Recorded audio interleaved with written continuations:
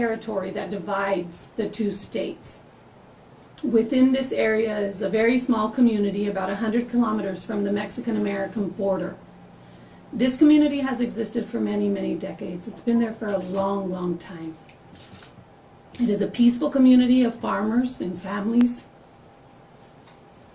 completely unassociated with the violence that is going on currently.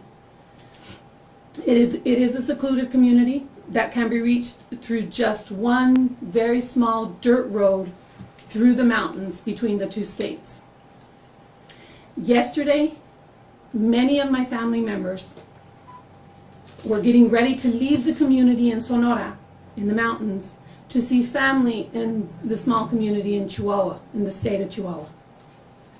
This included a small caravan. It included 3 vehicles driven by 3 women and many of their small children.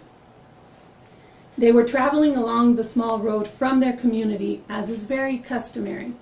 This is the only way out, and they've been going through this road for many, many, many years. They were traveling during the day, as we always do when we're down there, as they do because they live there, because it can be dangerous, at night especially. The cartels attacked their vehicles, or a cartel attacked their vehicles. It is uncertain at this time. 1 vehicle was completely torched. The 3 women were killed, all 3 of them died, and 6 of their small children during the attack. 7 of the children survived. 1 was an infant of approximately 7 months. The other one, there is another infant, he's approximately 11 months. The small infant, the first one, was found alone. She's a baby girl, after approximately 11 hours of being alone inside the vehicle, after having believed to be dead. The other 6 little ones were able to escape, 5 of which were shot, 5 of which were wounded. 4 of those shot are in stable condition. The 5th is in critical, and as of right before I walked in here today, we don't have news that the child has been released from the surgery. They have been the child's been in surgery since this morning. The Mexican government has offered assistance. They created support and safe passage for more family members of mine to travel this road and arrive to the scene of the crime. This happened yesterday. They arrived late last night. The Mexican National Secretary of Public Security has also contacted my family and ensured that my family and any other family members will continue to have safe passage through these small towns, through these small municipalities for the next few days for funeral services and any other necessary travels. The 2 state Mexican governments, Sonora and Chihuahua, have also joined in the assurance of safe passage for any and all family members between the highway and getting to the community. Now, the United States government has also offered support. However, this support has been limited because of what happens between 2 countries, has been limited to the boundaries of the United States. The U.S. government aided in receiving the 5 wounded children on the other side of the border and transporting them to the hospital to receive necessary medical treatment. This transportation happened via helicopters. There were 4 U.S. helicopters on the U.S. side of the Agua Prieta border in Sonora and the United States. It is said, it is believed that these helicopters belong to the FBI. My family has not been able to confirm that that is so, but the children arrived safely to the hospital and they're currently being treated for their injuries. During this difficult time, I am grateful for all your support, as well as the support of my great team. Even though it is a very difficult time, we will continue to receive our clients, continue to support our clients, and our communities here in Kansas City. At this time, I'm open to questioning, if you guys have any questions.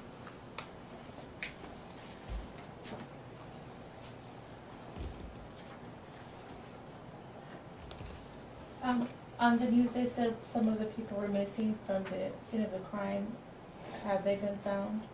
Those were the kids. The children, it is believed, again, we only have a 13-year-old boy's event. The way the events happened, we have a 13-year-old boy telling us what happened. So the 13-year-old boy was able to reach the community after being lost, is what everybody was saying, for several hours. He is the one that did not receive any wounds, any bullet shots. And he reached the community at night last night, and he let everybody know where the other 5 children were. All 5 of them were injured. All 5 of them were hiding in the bushes. And once the Mexican government arrived on the scene, the family was able to, once the Mexican government arrived, the cartels stopped shooting. They stopped attacking each other. So that is when they were able to locate the children. They knew that the children were out there. They knew that the children had not been killed instantly. They also knew the kids were injured.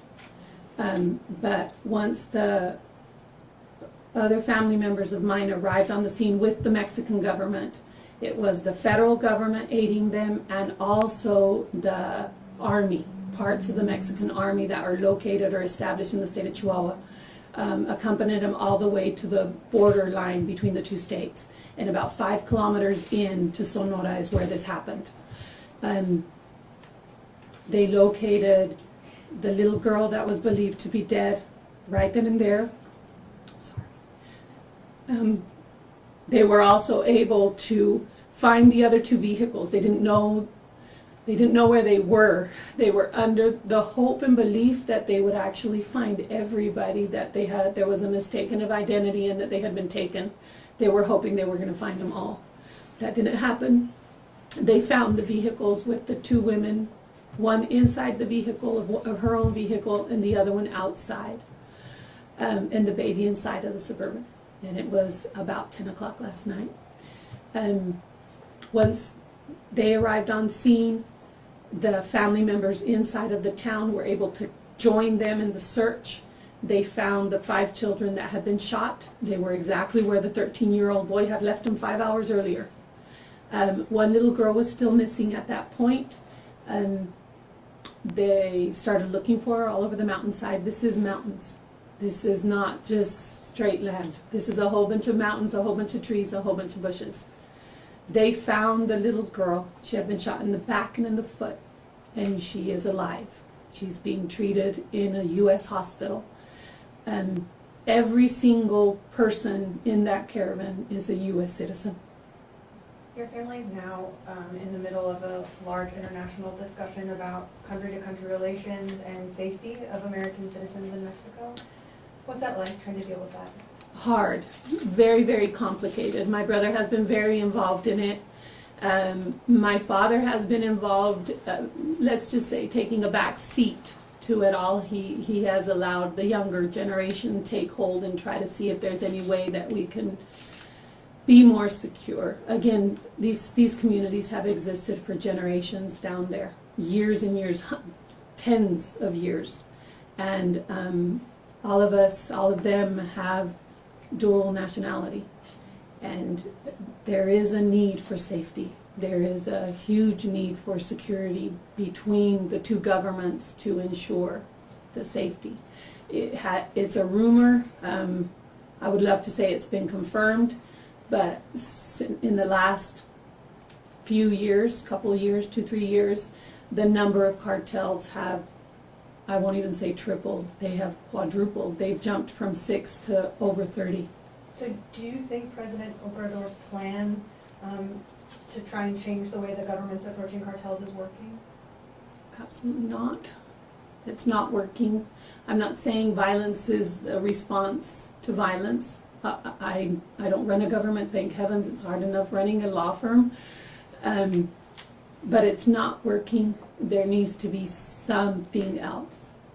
I'm not sure what it could be, but it used to be beautiful down there. Beautiful. We could walk the streets until midnight, perfectly fine. We can't do that anymore. So yes, there does. There's got to be changes. There's got to be safety implemented. This doesn't only affect the Mexicans. It doesn't only affect the Mexican side. It affects a lot of people here too. And families, huge families that are being hurt because of it. Denise, can you share with them how you're related to the victims? Yes, but that's going to be kind of hard. I know. Nita and her 4 children were the last of the 3 in the caravan. She is my first cousin. She grew up in a home approximately 2 blocks from my home. My mom's home, from my parents' home. And she has 7 beautiful children, 4 of which were killed. She was in the vehicle in that video that everybody sees that absolutely there's nothing left. At this point, I talked to my father approximately an hour and a half ago, and at this point the vehicle has not been released. They haven't left with the vehicle because they're trying to get forensics done to establish that it was in fact her 4 babies and her that were inside of the vehicle. She is my father's brother's daughter. And my uncle and aunt are up there right now. They will not leave until that vehicle leaves. They slept right next to that vehicle. They didn't sleep. They've been there since the Mexican government escorted them up there. They've been next to that vehicle and they refuse to leave until the vehicle is escorted off of the mountain and whatever needs to be done. But there's nothing left. You can see by looking at that vehicle in that video. There's nothing left of them. The vehicle was torched. Where does the family go from here? Funerals, a lot of prayer, and a lot of help for those children. There's a lot of kids, a lot of little ones under the age of 13, 14 that need medical treatment and that need support. It's try to get all the help we can get from both governments, as much help as they are willing to provide. We're hoping that the governments, they work together, they do, I'm not saying they don't, but we need a little bit more. We need more than what's going on. So maybe it's a little bit more demands, a little bit more getting in front of the media and in front of the governments and demanding some kind of support so that this is calms down. The other family members, Donna, 43, I have twin sisters. They're older than me. Donna is my cousin, and she is my twin sister's best friend. And she is the one that was found inside of her vehicle with 2 of her little ones, and the 6 little ones that were able to escape were hers. So these kids are now without a mom. The other, Christina is a mother of 7. She's the mom of the baby girl that was found. Baby Faith, her name goes with her today. Christina is married to a cousin of mine. And my cousin was home actually on the Chihuahua side with his other children. His wife had traveled to her hometown, which is in the little town in Sonora, for a family event, and she was on her way back to her husband and her other children with her baby. And she is gone. So, of the 9 people killed, we have 4 bodies to bury. There's 5 of them that we were not going to be able to bury at this point. Denise, how can Kansas City help? How can people here help? One of our family members has open a GoFundMe page. The GoFundMe page is a national, I believe it's national, it's all over the place. I really don't have it in front of me. But the GoFundMe page is for funeral expenses, it's for medical expenses for these kiddos that are right now in the hospital receiving medical treatment, surgeries, removal of bullets. And that's what we're hoping, is to help the families pay the bills, not so much meals and transportation. The families, we can support each other in reference to meals, transportation, all of that's being organized. There's a lot of us, thank heavens, and we're all moving with all that. It's the big bills that are coming, the helicopter rides, the emergency transportations, the hospital bills. That is what's going to hit us, and it's going to hit us hard. So that is, besides respecting the fact that it is a tragic time for me and my family members, Kansas City can help us by helping us pay that, helping us donate $1, donate 50 cents, and help us try to see if we can help these families pay these bills. They're going to be monstrous, I can only imagine. Has there been any discussion of leaving that part of the country or the community? It's not an option. And it's not an option not because they can't, but because they've been there for generations. They have lives there. They have all investments there. They have crops. They have trees that take up to 7 years before they even produce. And now they're producing. This is their livelihood. And to think they're going to pick up and move so the cartels can pick up and move into their homes that they have built with the sweat of their labor and years and years and years of sacrifices so the drug cartels can come in and take over is something that understandably they're hoping the government helps them stop before they get to that point. Do you know if they were, like, if this was a surprise attack, or did they stop them to ask questions before they started firing? Do you have any of that information? It was a surprise attack. The first attack was less than half a mile from the town, the little town, from the entrance of the town. The other two attacks happened further up the road, about 5 kilometers further up the road, and it was definitely a surprise attack. It was a surprise attack. This was not something that they were ever expected. These families, if they would have ever even imagined there was something going on, they would have never allowed 3 women and their children to travel alone the roads that they've been traveling for decades. If they knew that this was going to happen, if there was any indication that they knew this was going to happen. And it did happen in the middle of the afternoon. For other families in Kansas City area around the U.S. that have family in northern Mexico in similar types of areas, is there anything to say for possibly calming their minds, or any? I think depending on where you're coming from, depending on what kind of your family situation is, I think my family is at an advantage and at a disadvantage. Advantage meaning we have double citizenship, so we can ask the U.S. government, please aid us, receive us at the border, we have our passports, we can show this. There's families that don't have that possibility and don't have the voice to be able to say, receive us at the border, let us in, take care of our wounded, take care of our needy. We have a disadvantage because we look like this. We are targeted because of the way we look. We are targeted. Now, obviously, not all of them look like me. My dad would say, wait, what about me? My dad does not look like me in reference to my skin color. But there is definitely that disadvantage. The kids went around speaking English, talking English, listening to English music.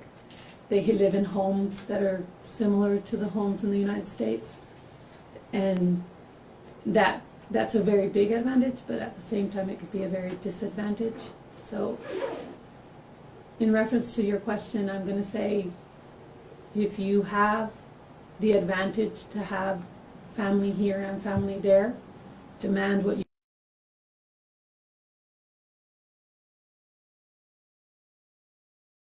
don't have that advantage, if you don't have the ability to have dual citizenship and you only have family on one side of the border, which is the uncertain and the scary side, help your family on the other side.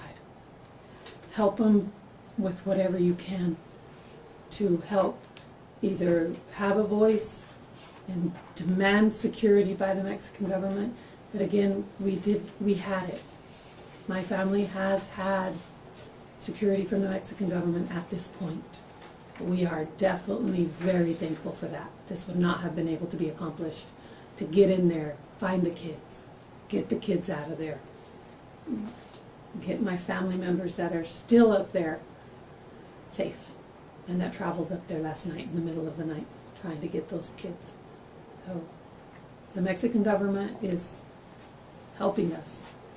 We need the American government and the Mexican government to reach some kind of agreement to continue with the help.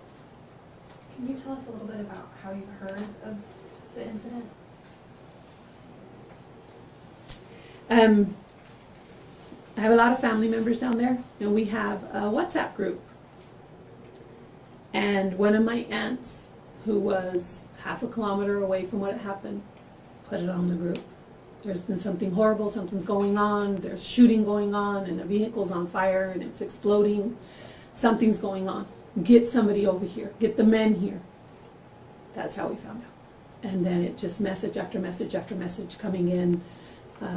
We can't find him, we can't get to him, the shooting's going on, and it was hours and hours and hours of pins and needles. I knew my dad was on his way up the mountain with a few of my siblings, and the Mexican government was backing them. They were taking him up there. And it was approximately 7 hours of not being able to contact my father. So it was awful until we found out that they arrived in safely to the area. But it was all through WhatsApp. That's how we found out. And it hit the news this morning. I probably got about 3 hours of sleep last night, making sure that they found the last little girl. They found her last night close to midnight. And then making sure that they were all transported, that they were all safe. So that's how we found out. That there's no signal up there. There is some homes with Wi-Fi because they are able to take whatever they can here and make it work there. And that's why WhatsApp works up there. There's a small town, really small town, Bavispe is the name of the town, and they do have cell service there, but they were not going to travel to the town to try to get this out. It all happened through whoever had Wi-Fi. Will you be traveling yourself to Mexico for the funeral, or are you concerned for your safety? I'm not concerned for my safety, and yes, I am traveling for the funerals. Why aren't you concerned after what just happened? Because the Mexican government has stepped up. They now have ensured safe passage between the towns and between the border. They know that there's a lot of us that are concerned and are willing to travel and are willing to show our support by being there and being present. And I'm hoping that that is enough to ensure all of our safe passage, whoever's going to travel or whoever decides to travel between one town and the other. That the Mexican government, the federal government, and the two states' government will ensure our passage. Nobody's going to be traveling alone. You touched on this briefly about the area down there and the violence that's there, but for people here in Kansas City who don't understand why that's such a violent region, are you able to explain that? That region has recently gotten really violent. It's not something that's been going on for a long, long time. The violence between the cartels, everybody's aware of what's going on, but in these secluded towns, in these secluded municipalities, it started a few years back, and recently it's gotten really, really bad. And what's going on is the Chihuahua cartel, the cartel that is stationed or comes out of Chihuahua, wants to take over the territory of Sonora. And Sonora cartels want to do the same thing and take over the Chihuahua cartels area of working area. And so it is my family's belief that the idea is to get as many people as possible addicted to this stuff, this crap, to have a bigger hold, on the communities to have a bigger hold on being able to control the areas. And so it is getting violent because they want control over the areas and over the small municipalities, that there is hardly no medical treatment, there is hardly no access to all of that.